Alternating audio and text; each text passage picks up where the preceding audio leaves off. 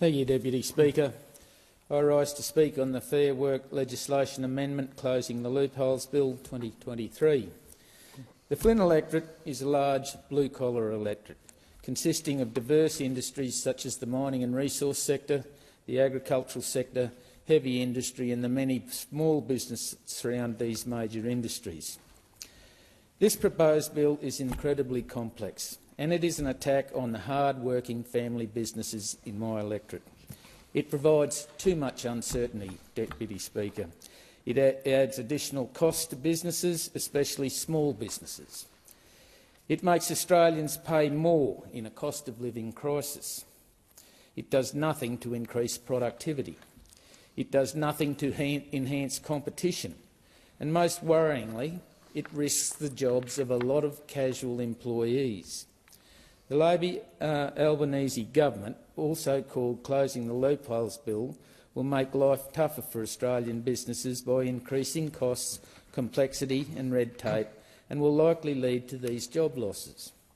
The changes will cost employers up to $9 billion in extra wages over the next decade, according to the government's own estimates. Detailed Department of Employment and Workplace Relations costings tabled recently show the changes would cost employers up to $510 million annually, assuming just 66,446 labour hire employees would be covered by the new Fair Work Commission orders. The department also estimated the cost of minimum pay standards for digital platform workers would be $4 billion over the next decade. The department said small businesses would likely be able to pass on extra costs through higher prices for consumers or third-party businesses. The Minerals Council claims the $5 billion labour hire estimate is much lower than what actual costs would be for businesses because of the economic impact fails to take into account hundreds of thousands of service contractors and workers in related entity businesses captured by this legislation. According to the Queensland Resources Council, in the 21-22 year, the total economic contribution of the mining and resource sector in my electorate of Flynn produced $17.7 billion of gross regional product. This supports over 50,000 local jobs and produces $9 billion in royalties. This helps fund education, roads, health and law and order. We have Australia's largest coal reserve and 12 operating mines are in the Central Highlands alone. Mining is the largest employer in the Central Highlands, with a direct workforce exceeding 6,000 people. According to the Master Builders of Australia, the Flynn electorate has almost 4,000 small building and construction businesses, the largest number of any electorate across Australia. What will this legislation mean for the people employed in these jobs? Will there be job losses? And the Labor government has not explained what will happen. It has no answers, Deputy Speaker. The reality is the changes proposed by this bill are far from very modest, as Employment Minister describes them.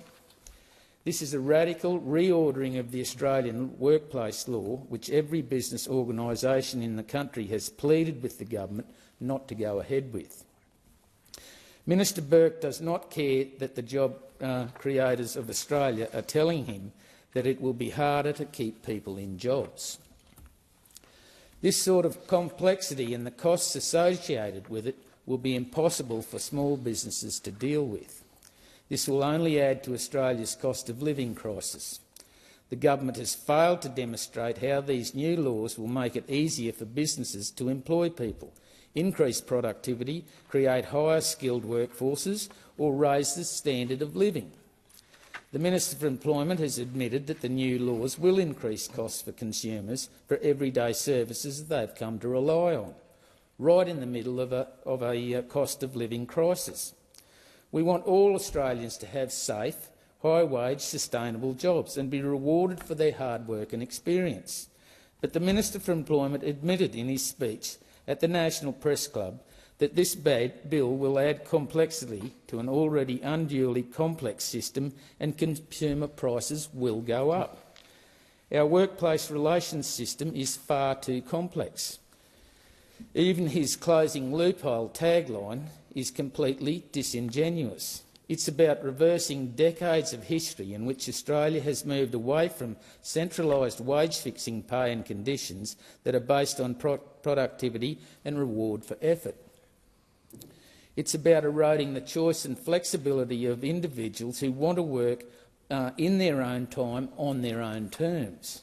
It's about putting significant constraints on businesses and employers wanting to expand, construct new projects and infrastructure, or simply manage their operations in a way that suits them best. Millions of Australians are already suffering the crippling cost of living crisis, and this is of the government's making. We are not going to support reforms which will weaken our economy and continue a bad situation and make it worse for Australians and small businesses. Industrial relations reform is without a doubt one of the most important of all economic reforms required to make Australia a more productive and competitive place. The focus of any industrial relations reforms should be to make us more productive and create more jobs. The link with productivity is the key. The more productive we are, the more Australians can be sustainably compensated. Enterprise bargaining should be the cornerstone of our workplace relations system if we are to grow pay packets, improve job security and bolster the flexibility that our employees demand and boost productivity. Australia needs a modern workplace relations system that delivers safety net for workers, recognises the shared interests of managers and workers in an enterprise success and gives all enterprises the agility they need to compete and succeed. Deputy Speaker, time is going to cut me off, so I will finish my contribution here and declare that I oppose this bill, and it is with grave fear that I think that this legislation will be far, far too complicated for small and medium-sized businesses in my electorate of Flynn.